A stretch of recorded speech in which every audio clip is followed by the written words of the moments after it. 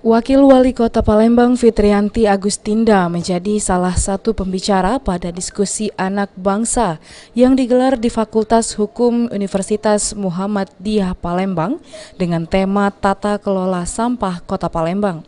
Fitri memaparkan persoalan sampah dan penanganan yang dilakukan pemerintah Kota Palembang.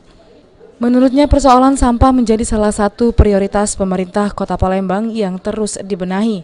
Salah satu upaya pemerintah Kota Palembang mengatasi masalah sampah dengan program gotong royong yang dipimpin langsung oleh Wali Kota Palembang di 107 kelurahan secara serentak setiap minggu. Program gotong royong ini selain mampu menghemat anggaran untuk mengatasi sampah, juga menggugah kesadaran masyarakat untuk menjaga lingkungan dengan tidak membuang sampah sembarangan, dimulai dari lingkungan masing-masing.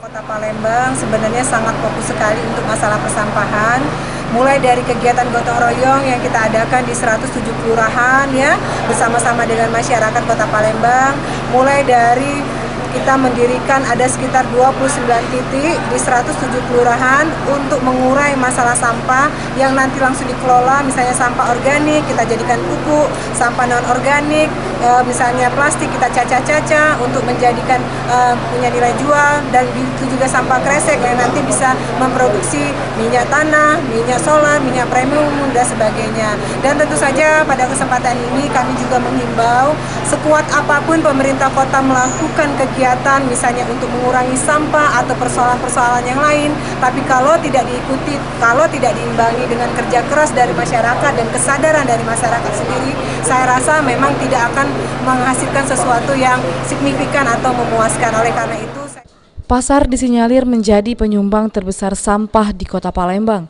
termasuk sampah plastik yang sulit terurai.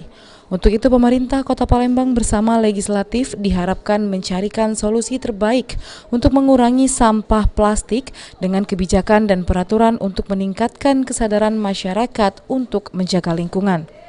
Insya Allah di 2020 bertambah lagi dengan yang baru. Tinggal kita sama-sama, kawan-kawan juga media soroti juga, karena salah satu penyumbang banyak ini pasar, sampai pasar, dan tentunya juga TPS. Mobil-mobil itu juga harus yang ready dan yang baru lah ya. Nah, jadi ketika proses pengangkutan itu sudah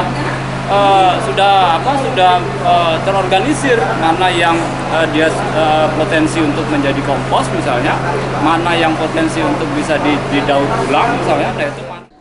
Aprianto, PAL TV.